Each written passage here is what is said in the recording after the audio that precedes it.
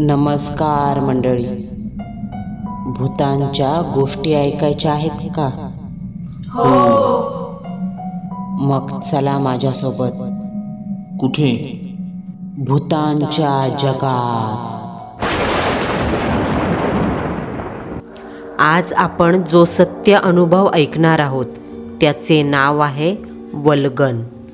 सदरील कथा ज्या व्यक्तीसोबत घडली आहे ती या जगात नाही, परंतु ही घटना ज्यांच्या सोबत घडली त्यांच्या पत्नीने, म्हणजेच माझ्या वडिलांच्या आजीने, ज्यांचं वय 90 आहे, त्यांच्याकडून मी ही ऐकली. पावसाळ्यात कोकणात गावात जशी पहिल्या पावसाला सुरुवात होते, दिवस रात्र पाऊस कोसळत असतो, विजा थैथयाट करत असतात, त्यावेळेस नदी नाले अशा विविध ठिकाणी वल्गन लागायला सुरुवात होते. वल्गन म्हणजे काय? फक्त इतकंच सांगेन, माशांचा जॅकपॉट लागतो आणि तो असा की पोतं भरून मासे मिळायला सुरुवात होते. माणसाला एकदा का वल्गन लागलेले मासे भेटायला सुरुवात झाली का तो माणूस चकवा लागल्याप्रमाणे तिथे फसला जातो. त्याला घरी जावंसं वाटत नाही, तो अक्षरशः हावरट होतो. आणि अशीच एक सत्य घटना सांगणारा अनुभव आपण आज ऐकणार आहोत, ज्याचं नाव आहे वल्गन. कोकण नाव ऐकल्यावर सर्वप्रथम डोळ्यासमोर एक देखावा दिसू लागतो. मोठमोठी हिरवी झाडं, त्या झाडांवरची फळं, पाखरं, कोकिळेचा दिवसभर कानावर ऐकू येणारा मंजूळ स्वर, गावातील कौलारू छपरांची घरं, कोकणातील चांगली प्रेमळ स्वभावाची माणसं आणि त्यांचं आवडीचं वाक्य, येवा कोकण आपलोच असा. रामजी म्हणजे माझ्या वडिलांचे आजोबा लहानपणापासून कोकणात वाढले. त्यांचं वय 25 होतं जेव्हा त्यांचं लग्न कांताबाई यांच्याशी झालं. आजीच्या म्हणजे कांताबाईच्या सांगण्यानुसार त्यांच्या लग्नानंतरचा पहिला पाऊस सुरू झाला. ढग फाटल्यासारखा पाऊस जमिनीवर कोसळत होता. काळजात चर व्हावं अशा विजा कडाडत होत्या. जो आवाज ऐकून भीतीने पोटात गोळा यायचा. विजा कडाडताच सर्व गाव भकासपणे उजळून निघत असे. रामजी आणि त्यांची पत्नी कांताबाई घरात एकटेच राहायचे. नवीन लग्न झाल्याने अद्याप अपत्य नव्हतं. आणि हो, त्यांचा एक सख्खा मोठा भाऊ होता, ज्याचं घर जरा बाजूला होतं. रामजी आपल्या घरात बसलेले. घर काही इतकं मोठं नाही, एक हॉलच. त्याच हॉलमध्ये अंथरूण, कपड्याचे बॉक्स, 1-2 पेट्या आणि एक मातीची चूल. बाजूलाच न्हाणीघर. त्या काळी गावामध्ये लाईट नव्हत्या, त्यामुळे अख्ख्या घराला उजळून काढायला रामजीने घरात एक काचेची तांबड्या रंगाची बत्ती पेटवली. कांताबाई चुलीजवळ बसून भाकऱ्या टाकत होत्या. पेटत्या चुलीवर ठेवलेल्या तव्यात एक भाकर भाजताना दिसत होती. बाजूलाच कढईमध्ये भाजी बनवलेली. कांताबाईंच्या मागे रामजी भिंतीला पाठ टेकवून डोळे बंद करून बसले होते. बाहेरून पावसाचा, वाहणाऱ्या हवेचा आणि त्याच्या जोडीला विजांचा आवाज येत होता. तोच रामजीच्या घराचं दार वाजलं. दार वाजण्याचा आवाज ऐकून रामजी कोण आलं आहे हे पाहण्यासाठी दारापाशी पोहोचले. त्यांनी हळूच दार उघडलं. अरे सदा, तू? सदा म्हणजे रामजीचा गावातील मित्र. रामजीच्या घरापासून जवळच सदाचं घर होतं. ये आत ये. रामजीच्या वाक्यानिशी सदा घरामध्ये आला. काय रे, कसं येणं केलंस? रामजी आणि सदा दोघेही खाली शेणाने सारवलेल्या भुईवर बसले. अरे राम्या, खूप पाऊस पडतोय नाही का? वल्गन लागली असेल. मग चुलीजवळ बसलेल्या कांताबाई मध्येच म्हणाल्या, अगं वहिनी, मग काय, नदीवर एक फेरी मारून येऊ की. सदा रामजीकडे पाहत म्हणाला. तो रामजीच्या उत्तराची अपेक्षा करत होता. हो हो, बरोबर आहे तुझं, रामजी म्हणाले. अहो पण पाऊस पहा, नदीला किती पाणी असेल, कांताबाई काळजीच्या स्वरात म्हणाल्या. अगं काही नाही ग, तू गप्प बस. रामजीच्या या वाक्यावर नवीन लग्न झालेल्या कांताबाई गप्प बसल्या. ठीक आहे, मग कधी निघायचं, सदा म्हणाला. एक काम कर सदा, तू जेवण करून ये, मी पण जेवून घेतो आणि कंदील पेटवायला बसतो. तू ये तोपर्यंत आरामात, आणि येताना साप मारण्याचा दारकांडा आण. ठीक आहे, येतो मी, असं म्हणून सदा निघून गेला. रामजीने काही वेळातच जेवण उरकून घेतलं. मासे पकडण्यासाठी लागणारा भुसा त्यांनी काढून ठेवला आणि मग बाजूला कंदील पेटवत बसले. रामजीचं कंदील पेटून झाल्यावर सदासुद्धा आला. त्याने आपल्यासोबत दारकांड आणि भुसा आणला होता. चल राम्या, निघायचं का, सदा दाराच्या चौकटीत उभा राहून रामजीला म्हणाला. सदाच्या या वाक्यावर रामजीने त्याच्या पत्नीला येतो ग असं म्हणून दारातून बाहेर पाऊल टाकलं. आत्तापर्यंत पाऊस कोसळायचा थांबला होता. जणू वादळापूर्वीची शांतता निर्माण झाली होती. असा त्या पावसाचा इशारा तर नव्हता ना. गावापासून नदी जेमतेम 20 मिनिटावर होती, पण मासेमारी करायची असेल तर मात्र खूप दूर जावं लागायचं. नदीवर जाण्यासाठी लागणारा रस्ता दोन्ही तर्फा घनदाट झाडांनी वेढलेला होता. खालची वाट म्हणजे काही दगडांचा रस्ता नव्हता, तर दलदलीचा चिखल. पण पावसाळ्यात अशा वाटेवरून चालण्याची त्यांना सवय होती, त्यामुळे चिखलाचं काही टेन्शन नव्हतं. रातकिड्यांच्या किरकिरीसहित कंदिलाच्या तांबडसर उजेडात ते दोघेही त्या झाडांच्या वाटेतून पुढे पुढे जाऊ लागले. सदा, तुला माहिती आहे का, रामजीने सदाकडं पाहत विचारलं. काय रे. अरे, त्या नाईकांच्या केशवची बायको मेली ना 2 दिवस अगोदर, या नदीत बुडून. हां हां, माहितीये, मी गेलो होतो ना मैताला, केशानेच आग दिली. सदा असं म्हणतच थांबला. त्याने आपले डोळे जरासे मोठे केले आणि म्हणाला, तुला सांगतो राम्या, गावातली माणसं म्हणत होती ऐन दुपारी 12 वाजताच कपडे धुवायला गेली होती. आता 12 वाजता नदीवर कोण असतो का. सध्याच्या प्रश्नावर रामजीने फक्त नकारार्थी मान हलवली. सदा पुढे सांगू लागला. 12 वाजता म्हणजे भुताखेताची वेळ, आणि ही बाई नेमकी त्याच वेळेस कपडे धुवायला गेली आणि धरली कोणत्या तरी खविसानी. सदाचे बोल रामजी अक्षरशः कानात तेल घालून ऐकत होता. सदाही अक्षरशः जीव तोडून सगळं सांगत होता. आणि आजूबाजूला रातकिड्यांची किरकिर संथपणे चालू होती. मध्येच आकाशात बिन आवाजाची चंदेरी रंगाची वीज कडाडत होती.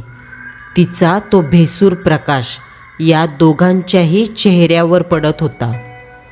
तुला सांगतो राम्या, अशी तरुण कामनीय बांध्याची गोरीपान बाई होती बघ, कोण पण फिदा होईल.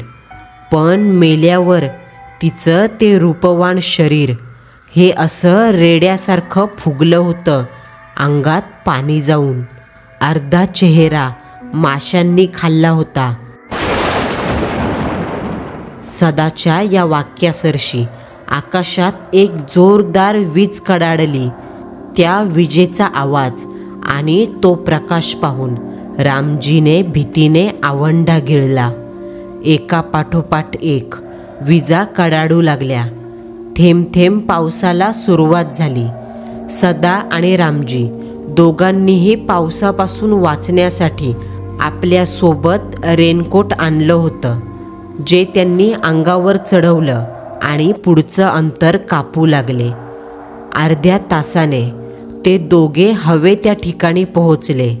समोर एक वहल दिसत होतं, जे गावाच्या नदीला जाऊन मिळायचं. वहलाच्या आजूबाजूला कुठेही वस्ती नव्हती. दूर दूरपर्यंत झाडं दिसून येत होती आणि त्या झाडांना मिठी मारलेला अंधार चारही दिशांना पसरलेला होता. त्या काळोखात अंधारात पिवळे रातकाजवे टिमटिम करत फेऱ्या घालत होते. पावसाचा जोर इतका नव्हता का ते काजवे उडू शकतील. रामजी आणि सदा दोघेही हवे त्या ठिकाणी पोहोचले. समोरच पाशाणी खडक होते. त्या खडकामधोमध वहळ वाहत जात होता. चल सदा, भुसा टाकूयात, रामजी म्हणाले. हातातला कंदील त्यांनी सदाच्या हातात दिला व भुसा घेऊन वहलात उतरले. पाण्याचा प्रवाह मध्यम होता. जास्त वेगवान नसल्याने उतरायला काही धोकादायक वाटत नव्हतं. पण वहलाच्या पाण्याचा रंग गडूळ तपकिरी रंगाचा असल्याने आतलं काही दिसणं असंभव होतं. रामजींनी एका टोकाकडून दुसऱ्या टोकाला आपला भुसा पाण्यात टाकला आणि तो भुसा पाण्यात वाहून जाऊ नये यासाठी एक विशिष्ट प्रकारे अडकवून ठेवला. सदा, बघू किती लागतात ते. जास्त लागलं तर थांबू जरा. हां चालल, बघू, सदा इतकंच म्हणाला. तेवढ्यात त्याची नजर भुशावर पडली. त्या गडूळ पाण्यात भुशाभोवती हलके हलके तरंग उठू लागले. भुशात काहीतरी अडकल्यासारखं तो भुसा हलू लागला. अरे रामा, बघ जरा, भुशाला काहीतरी अडकलंय. सदाच्या या वाक्यावर रामजी पुन्हा पाण्यात उतरले. त्यांनी हलणाऱ्या जागचा भुसा हळूच वर केला आणि पुढचं दृश्य पाहून त्यांना आनंद झाला. कारण भुशाला एक मोठी करवली अटकली होती आणि त्यासोबतच काळे मासे देखील प्रमाणापेक्षा जास्त आले होते. हे पाहून रामजी खुश झाले. तो आनंद त्यांना शब्दात वर्णन करण्यापलीकडे होता. रामा, पहिल्याच फेरीला इतकं मासं लागलं, कमाल झाली, सदा खुश होत म्हणाला. रामजीने हळूच तो भुसा बाहेर काढला. फिक्कट निळसर रंगाचा तो भुसा आता अक्षरशः काळ्या रंगांच्या माशांनी भरून गेला. भुशात करवल्या, काळ्या रंगाचे मासे असे वल्गणीचे मासे अडकले होते. आता मी टाकतो, असं म्हणून यावेळेस सदाने भुसा टाकला. पाण्याबाहेर येऊन तो जरा वेळ थांबला आणि पुन्हा त्याचाही भुसा काही अंतर सोडून पाण्यावर हलू लागला. अडकलं, अडकलं, असं म्हणत सदा पाण्यात उतरला. भुशाचा जो भाग हालत होता तो त्याने हलकेच वर उचलला. त्यातही 3-4 करवल्या आणि मासे इत्यादी प्रकारचे मासे फडफड करत अडकलेले दिसून आले. सदाने आपला भुसा बाहेर काढून घेतला. रामजी आणि सदा दोघेही भुशात अडकलेले ते मासे काढून पिशवीमध्ये ठेवू लागले. रामजीचे मासे काढून झालेले. त्याने पुन्हा आपला भुसा पाण्यात टाकला. यावेळेस अक्षरशः एकाच वेळेस 12 करवल्या फसल्या गेल्या. सुटकेसाठी ते मासे जीवाची हालचाल करताना दिसत होते. तसा तसा तो भुसा फडफडत हलताना दिसायचा. दोघांनाही वल्गणीचे मासे अक्षरशः जॅकपॉट लागल्याप्रमाणे भेटू लागले. प्रत्येक भरणाऱ्या भुशासोबत चेहऱ्यावर आनंद झळकू लागला. मासे पकडायला आणलेली पिशवी पूर्णतः भरायला आली. परंतु या दोघांची हाव मात्र कमी होईना. वल्गणीचे मासे हे नेहमीच घातक असतात, कारण एकदा का ते मिळायला सुरुवात झाली की जागेवरशी हलता येत नाही. व्यसन लागल्यासारखं माणूस तिथेच घुटमळत राहतो. अशात एक क्षण आला. सदा मासे काढत होता आणि रामजी पाण्यात पाठमोरा उभा राहून भुसा टाकत होता. तेवढ्यात इकडे भुशातून मासे काढत असणाऱ्या सदाच्या कानावर एक विचित्र हाक ऐकू आली. ए सदा. घशातून खवखवताना जसा आवाज बाहेर येतो तसा आवाज. ती हाक सदाने ऐकली आणि आजूबाजूला पाहिलं. अंधार आणि रातकिड्यांच्या किरकिरीशिवाय काहीही नव्हतं. आपल्या कानांना भास झाला असेल असं समजून सदा पुन्हा कामात गुंतला. तेवढ्यात पुन्हा आवाज आला. ए सद्या. यावेळेस हाकेबरोबर एक बिभत्स हसूसुद्धा ऐकू आलं. सदाने यावेळेस मात्र रामजीकडे पाहिलं, पण तो आपलं काम करण्यात व्यस्त होता आणि तो अशी काही थट्टा वगैरे करेल हे असंभव, अविश्वसनीय होतं, कारण त्याच्या स्वभावात हे गुण नव्हतेच. यावेळेसुद्धा भास झाला असेल असं समजून सदा पुन्हा कामात गुंतला. थोडा वेळ निघून गेला आणि पुन्हा एकदा आवाज आला. ए सद्या. यावेळेस आलेला आवाज हा जरासा खर्जातल्या स्वरातला होता. त्या आवाजाला चाकूसारखी धार होती. उच्चारल्या जाणाऱ्या शब्दांनी सदाला काय घडत आहे हे कळून चुकलं. आता सदाला मात्र आपल्याला भास होत नाही, खरंच कोणीतरी आवाज देतंय याची स्पष्ट जाणीव झाली. अरे बापरे, चेष्टा होती का काय? सदा स्वतःशीच हलक्या स्वरात पुटपुटला आणि त्याने गरकन वळून रामजीकडे पाहिलं. रामजीला आवाज देण्यासाठी तोंड उघडलं.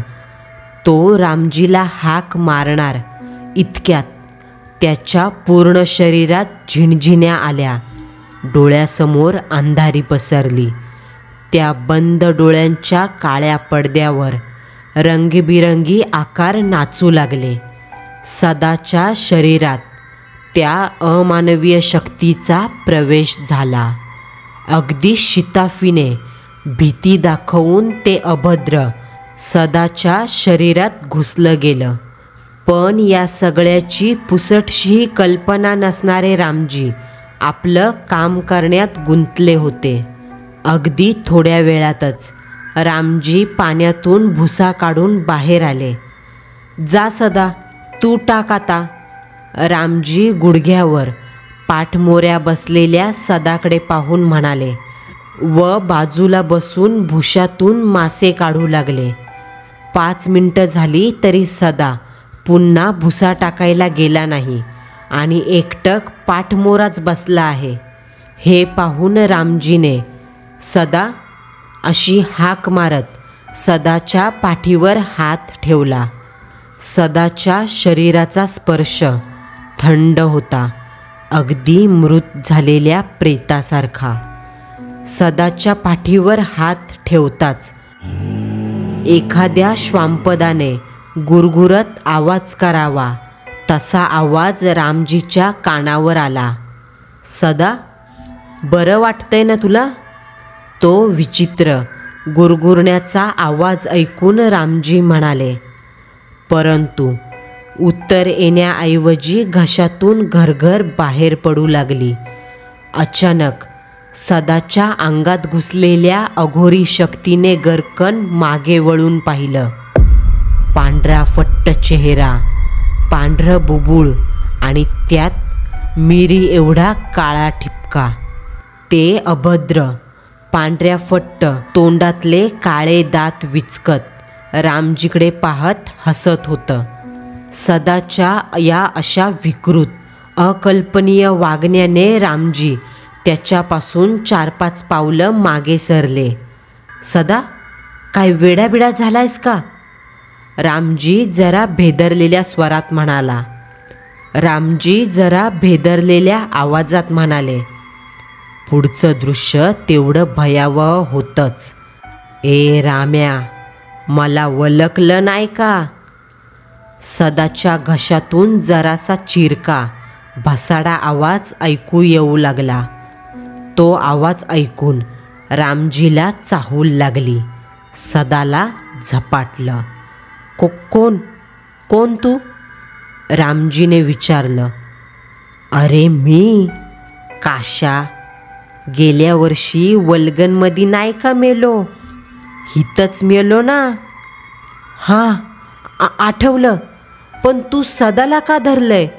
आम्ही तुझं काय बिघडवलं? नाही बाबा, माझ्या मित्राला सोड, त्याला जाऊ दे, गरीब आहोत आम्ही. रामजी विनवणीच्या स्वरात म्हणाले. सोडतो ना, सोडतो, पण मला एक कोंबडी, मासली आणि एक चपटीची बाटली आणून दे.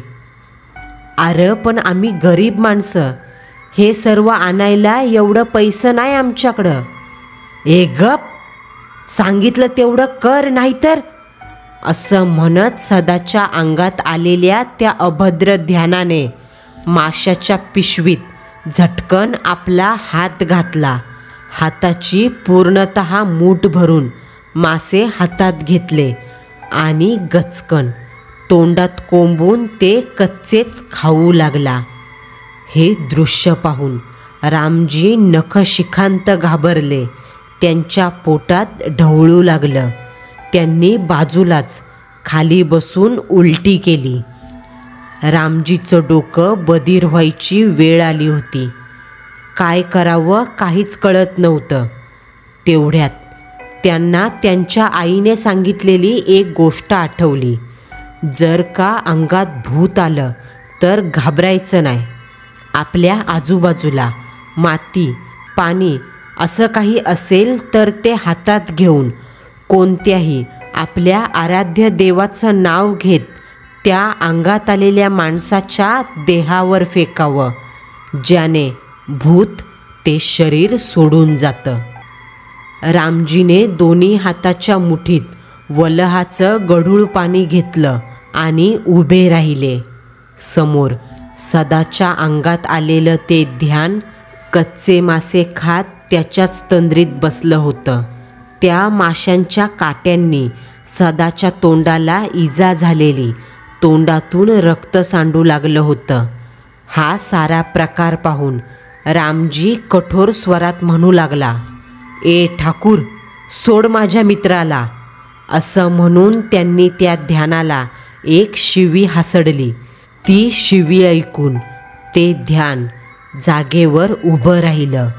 लालबुंद डोळ्यांनी एकटक रामजीला पाहू लागलं. थांब, तुझ्या तर. असं म्हणत त्या अभद्र ध्यानाने रामजीच्या दिशेने धाव घेतली. माकडासारख्या उड्या मारत ते रामजीचा काटा काढायला येऊ लागलं. तेव्हा रामजीने हलकेच डोळे बंद केले आणि जय येतोबा असं म्हणत रामजीने त्याच्या आवडीच्या देवाचं नाव घेतलं. टप टप आवाज करत मुठीतील पाण्याचे थेंब खाली पडत होते. कोणत्याही क्षणी त्या अमानवीय शक्तीचा वार रामजीवर चढणार होता. तोच हातातील ते पाणी रामजीने येतोबाचा जय जयकार करत पुढून माकडासारखं धावत येणाऱ्या त्या ध्यानावर फेकलं. तसा विजेचा झटका बसल्यासारखं सदाचं शरीर काही क्षण जागेवर हातपाय विशिष्ट पद्धतीने हलवत थरथरू लागलं आणि पुढच्या क्षणाला जमीनदोस्त झालं. रामजी सदाच्या जवळ पोहोचले. त्यांनी सदाच्या गालावर थोपटलं, पाणी मारलं, तरीही काही उपयोग झाला नाही. मग रामजीने सदाला पूर्ण ताकदीने उचलून आपल्या खांद्यावर टाकलं आणि जवळजवळ 1 तासाभराने गाव गाठलं. दुसऱ्या दिवशी गावात सदाला भूताने झपाटलं ही गोष्ट वाऱ्यासारखी पसरली. सदाच्या घराभोवती माणूस मेल्याप्रमाणे गर्दी जमू लागली. इकडे सदाच्या घरात सदा जमिनीवर दोन्हीही पाय पुढे पसरवून बसला होता. त्याचं घरसुद्धा रामजीसारखंच होतं. एक खोली, बाजूला स्वयंपाकघर, नानी घर. सदाची बायको तोंडाला पदर लावून उभी होती. धन्याच्या काळजीपोटी तिचं रडून रडून हाल झालं होतं आणि सदा मात्र स्वतःच्याच धुंदीत. रात्री कच्च्या खाल्लेल्या माशांच्या काट्यामुळे स्वतःच्या तोंडाला झालेल्या जखमांची सुद्धा त्याला किंचितही जाणीव नव्हती. सदाच्या घराभोवती आता सारा गाव जमला. सर्वजण कुतूहलाने घडणारा अमानवीय प्रसंग पाहू लागले. ज्याच्या त्याच्या नजरेत अतर्कणीय, अविश्वसनीय भाव होते. तोच रामजी सदाच्या घरात आले. त्यांच्यासोबत कांताबाईसुद्धा आल्या. कांताबाई सदाच्या बायकोजवळ बसून तिला धीर देऊ लागल्या. रामजीला आलेलं पाहून सदाच्या अंगातील ध्यान अजून बिथरलं आणि त्याच्याकडे पाहून गुरगुर करू लागलं. आलास का? साला पुन्हा कशाला आलाय मरायला इथं? तुला बोललो होतो ना, मला मटण, मासली आणि चपटी दिल्याशिवाय मी जाणार नाही. पण तू माझं ऐकलं नाहीस. तू माझ्यावर घाण शिंपडलीस. असं करून तू चुकी केलीस राम्या. आता मी याला कधीच सोडत नाही. तोंडातले 32 दात दाखवत ते ध्यान हसू लागलं. त्याचा तो भसाडा खर्जातला आवाज ऐकून तिथे आलेल्या सर्वांच्या अंगावर शहारे आले.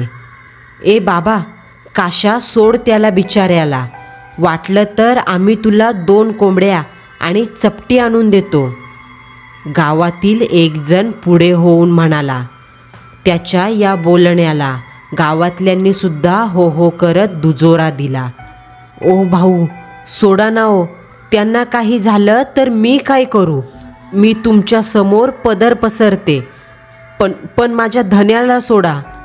सदाची बायको रडवल्या स्वरात साडीचा पदर पुढे पसरवत म्हणू लागली. ए भावाने, गप बस.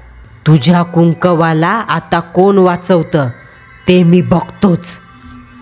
सदाच्या अंगात आलेलं ते अभद्र खेकसलं. सदाची बायको बिचारी मूग गिळून गप्प बसली. काशा, एकदा माफ कर आणि सोड त्याला बिचाऱ्याला. कशाला उगाच नुकसान करतो रे गरिबाचं? रामजी विनवणीच्या स्वरात म्हणू लागला.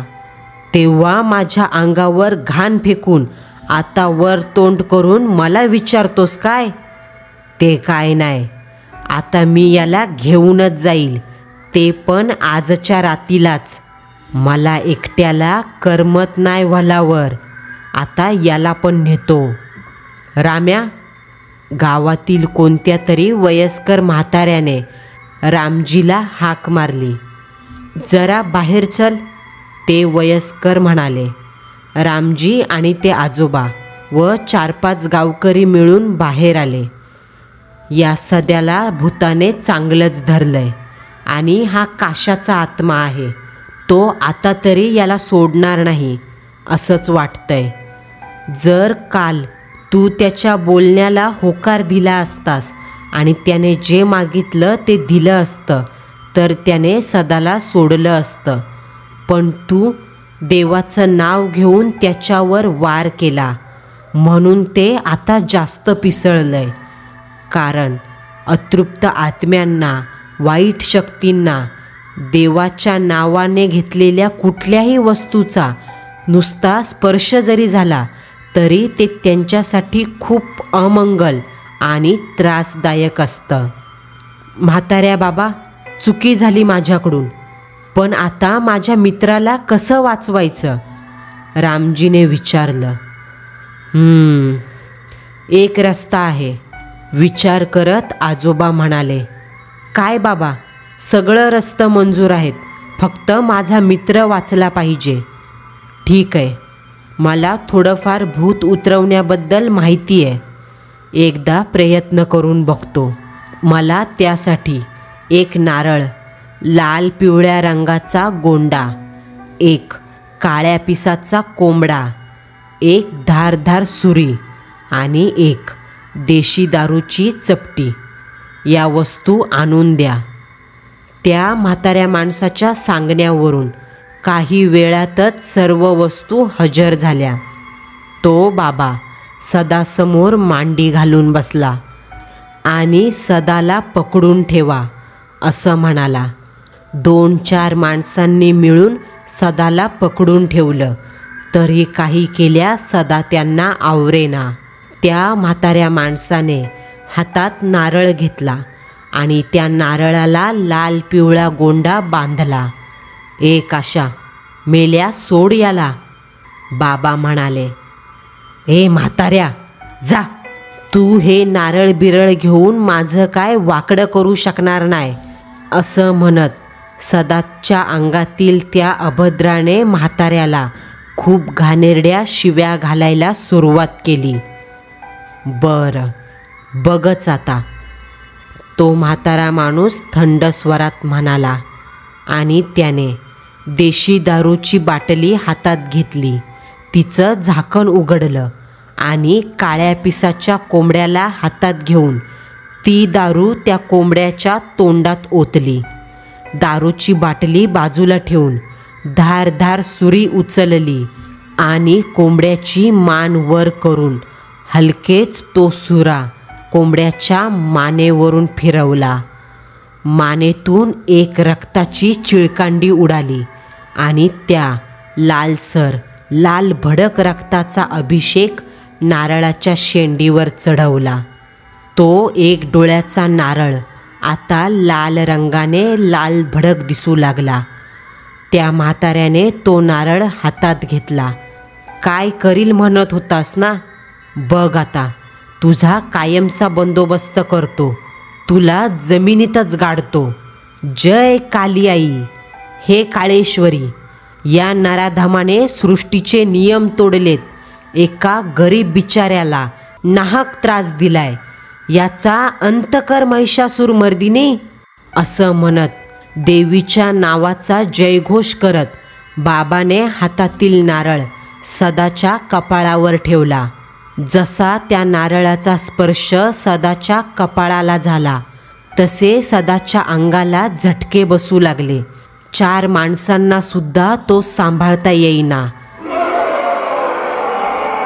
एक विचित्र चित्कार सदाच्या तोंडून बाहेर पडला आणि त्याचं सर्व शरीर हलकं झालं. त्या वयस्कर माणसाने तो नारळ सर्वांना दाखवला. त्या लाल भडक नारळाचा रंग आता काळा झाला होता. सदा आता बरा झालाय. देवीची कृपा, संकट टळलं आहे. रामा, हा नारळ अमावास्येच्या दिवशी रात्रीच्या वेळी म्हसनात नेऊन 4 फूट खड्ड्यात गाड. त्या बाबाने तो काळा झालेला नारळ रामजीकडे सोपवला. रामजीने जेव्हा तो नारळ हातात घेतला तेव्हा त्याच्या हाताला तो नारळ एखाद्या विस्तवाप्रमाणे गरम जाणवला. रात्री हा नारळ म्हसनात गाड आणि मागे न पाहता घरी चालत ये. बाहेर आंघोळ करून घरात जा. होय, रामजी एवढंच म्हणाला आणि त्या बाबाने सांगितल्यानुसार रामजीने अमावास्येच्या रात्री स्मशानात जाऊन 4 फूट खड्डा खणून तो नारळ त्या खड्ड्यात गाडला आणि घरी येऊन आंघोळ करून मग घरात प्रवेश केला. जोपर्यंत तो नारळ खड्ड्यात गाडला नाही तोपर्यंत सदाचं अंग तापाने फणफणून राहिलं. परंतु जसा तो नारळ गाडून रामजी परत आला तसा सदा पूर्ण व्यवस्थित झाला. काशाचा बंदोबस्त म्हातारबाबाने कायमचा केला, परंतु गावात मात्र यांच्या वल्गनीची आणि काशाची चर्चा होऊ लागली. गेल्या वर्षी वल्गन लागलेली असताना काशा ठाकूर एकटाच मासे पकडायला गेला होता.